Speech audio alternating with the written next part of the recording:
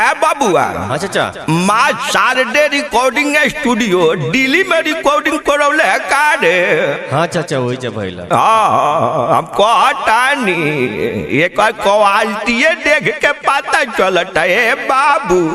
बहुत बढ़िया बहुत बढ़िया।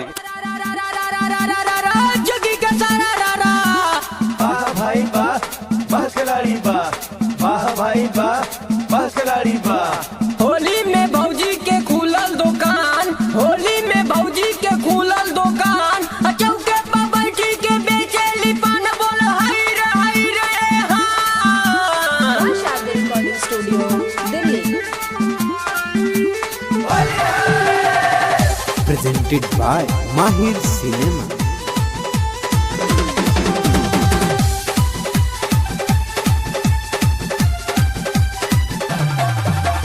जहिया से फागुन महीना बयाइल बुढ़वा जवन का बापा गलाई। जहिया से फागुन महीना बयाइल बुढ़वा जवन का बापा गलाई।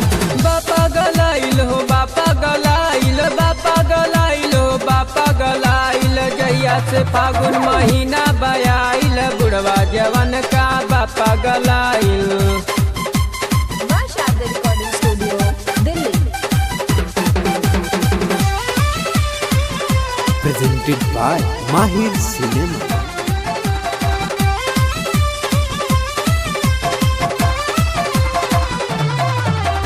केहू दारू पिए केहू मदिरा, केहू गजा पी के गावे जोगीरा।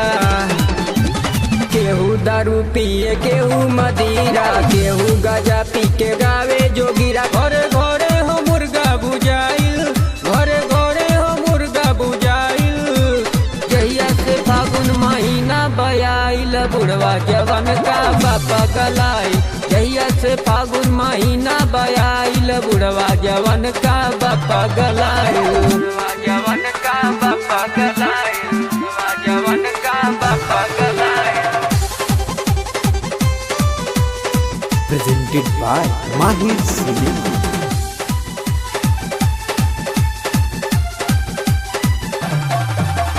लेके गुला ले राकेश रसीला, भौजी हो रंगवा से भइल बड़ी गीला। लेके गुला ले राकेश रसीला, भौजी हो रंगवा से भइल बड़ी गीला। बोलू जाहुर बड़े हो लुकाइल, बोलू जाहुर बड़े हो लुकाइल। जहिया से फागुन महीना बयाइल बुढ़वा जवन का बापा गलाइल। जहिया से फागुन महीना बयाइल बुढ़वा जवन का बापा गलाइल। Presented by Mahir cinema.